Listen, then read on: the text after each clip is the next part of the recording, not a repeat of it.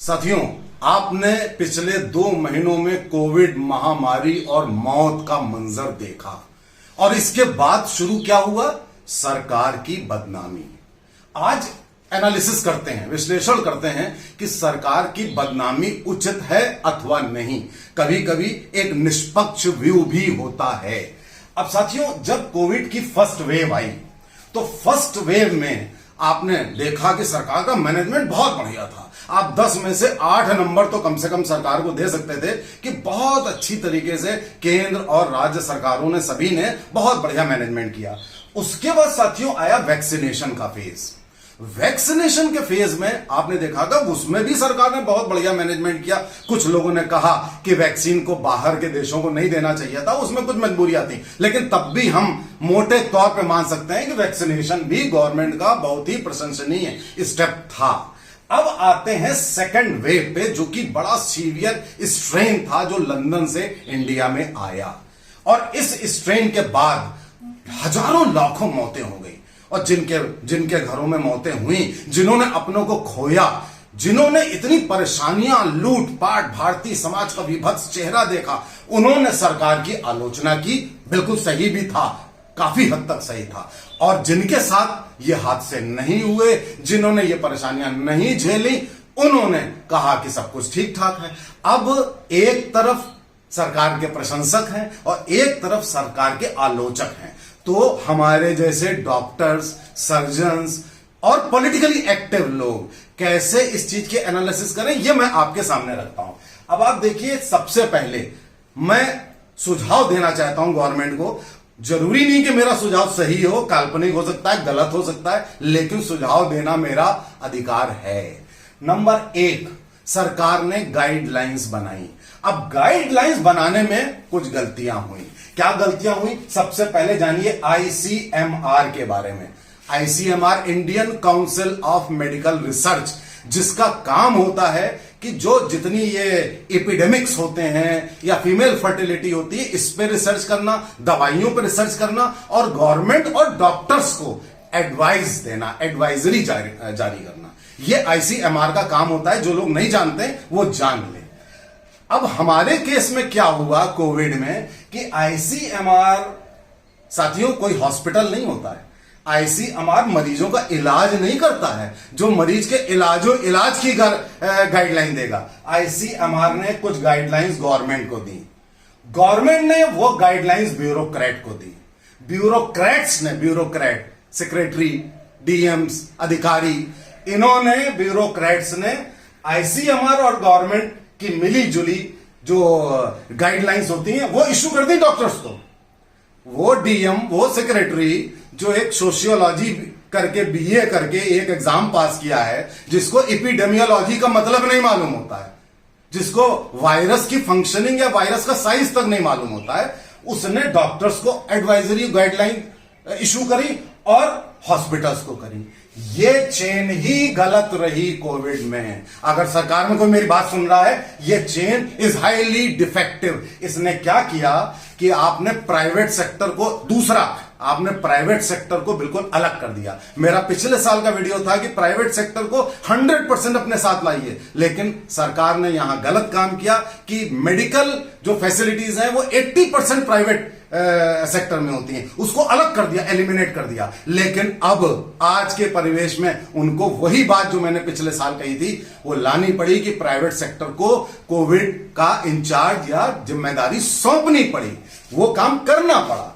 होना क्या चाहिए था साथियों? होना यह चाहिए था कि आईसीएमआर गवर्नमेंट को एडवाइस देती प्रिवेंशन के लिए और डॉक्टर्स को एडवाइस देती ट्रीटमेंट में मॉलिक्यूल्स हैं कि जैसे रेमडेसिविर है, जैसे कि और बहुत सारे मॉलिक्यूल्स हैं, एंटीवायरल्स हैं, उनके बारे में एडवाइजरी देना आईसीएमआर का काम होता है। ट्रीटमेंट करना हॉस्पिटल का काम होता है। माइंड यू, ट्रीटमेंट का प्रोटोकॉल बनाना आईसीएमआर का काम नहीं होता है। वो काम आपने आईसीएमआर को दे दिया। अब हॉस्पिटल का काम होता है एडवाइजरी निकालना। ऑल इंडिया एम्स है, लोगों का इलाज कर रहा है, वो एडवाइजरी निकालेगा और हॉस्पिटल से एडवाइजरी निकालेंगे। अब आपने क्या किया? अब जो होना चाहिए था कि आईसीएमआर गवर्नमेंट को प्रिवेंशन के लिए करती, डॉक्टर्स को इलाज के लिए करती, डॉक्टर्स सबका इलाज करते, चाहे प्राइवेट होता है चाहे गवर्नमेंट सेक्टर होता है। और प्रिवेंशन ब्यूरोक्रेट्स को देना चाहिए था कि मास्क कितनों ने पहना, कितनों ने लॉकडाउन को फॉलो किया कि नहीं किया, कैसे भीड़ कैसे मैनेज करोगे, वो काम ब्यूरोक्रेट्स का था। इलाज में इंटरफियर करना नहीं था। आपने पूरी चेन डिस्टर्ब कर दी। परिणाम क्या हुआ मित्रों? परिणाम यह हुआ कि पूरे देश के डॉक्टर्स डिमोरलाइज हो गए। डॉक्टर्स और ब्यूरोक्रेट्स के बीच में ठन गई और उस कंफ्यूजन में कितनी एफआईआर, क्या क्या गड़बड़ियां हो गई। दूसरा पॉइंट यह था कि अपने देश में कोविड इंचार्ज होना चाहिए था। आपने देखा होगा कि यूएसए में डॉक्टर फॉसी 80 साल के एपिडेमियोलॉजिस्ट, उनको ट्रंप ने कोविड इंचार्ज बनाया था और जब बिडेन बने तो उन्होंने हटाया नहीं। हमारे देश में होता तो तुरंत अगर सरकार बदलती तो लात मार के भगा दिया जाता। ऐसा नहीं होता है वहां। हमारे देश में वो कल्चर आने में अभी 100 साल लगेंगे। तो वो एक लायक आदमी था, 80 साल का एक्सपीरियंस्ड। वो जब अमेरिकन प्रेसिडेंट आते थे तो वो खड़े रहते थे, वो आके एड्रेस करते थे अमेरिकन जनता को। ऐसा कुछ होना चाहिए था हमारे देश में कि एक बहुत एक्सपीरियंस्ड डॉक्टर को एक कोविड इंचार्ज बनाना चाहिए था।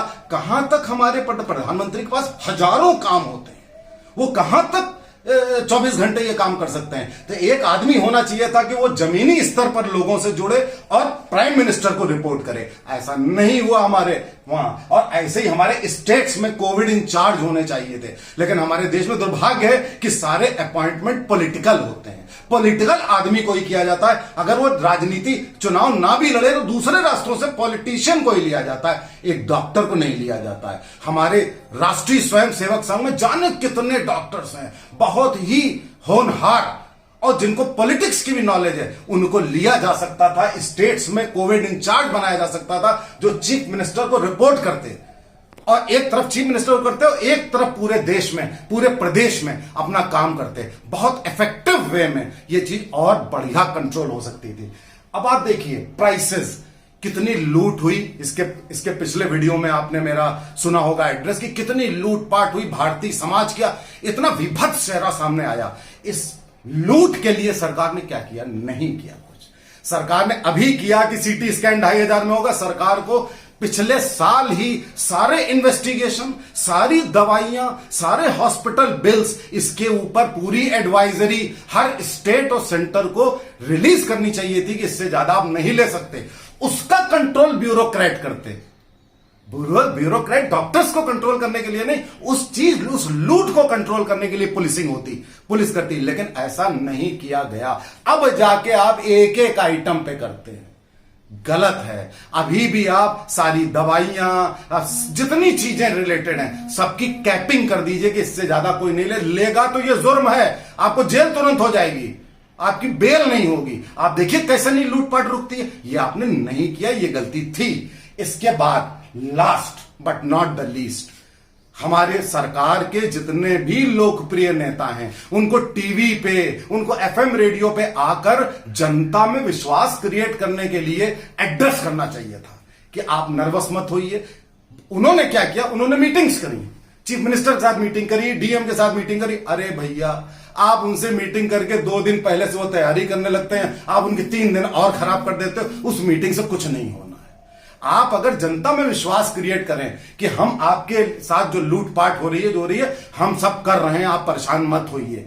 तो एक नेता का यह कर्तव्य होता है जनता को आश्वासन देना। वो आप कर सकते थे, अभी भी करिए, अभी भी करिए। थर्ड वेव आ रही है, अभी भी करिए, डायरेक्ट जनता से करिए। वो उनसे कुछ नहीं होगा। आप कोविड इंचार्ज बनाइए। अब लास्ट में मैं ये जरूर कहूंगा कि जो हमारी सेकेंड वेव थी, जो ये स्ट्रेन था, ये इतना घातक था कि चाहे हमारी गवर्नमेंट, हमारी अपनी गवर्नमेंट, हम लोग सब संघ बीजेपी के लोग हैं, हमारी अपनी गवर्नमेंट के अलावा अमेरिकन गवर्नमेंट और सारी गवर्नमेंट को आप मिला लेते तो भी हम इतनी, हो सकता है थोड़ा बहुत चेंज कर पाते, तो भी हम बहुत ज्यादा अंतर ना डाल पाते। तो इतना हमें कहना पड़ेगा कि स्थिति इतनी गंभीर थी, लेकिन सुधार हो सकते थे, सुझाव माने जा सकते थे। सुधार की हमेशा गुंजाइश होती है। अगर भविष्य में इन सुधारों को अगर देख लिया जाए और जो काबिल लोग हैं उनसे राय ली जाए और हर चीज पॉलिटिकल ना बनाई जाए तो मेरे ख्याल से बहुत कुछ हो सकता है। अभी भी आगे लोगों को राहत दी जा सकती है। नमस्कार।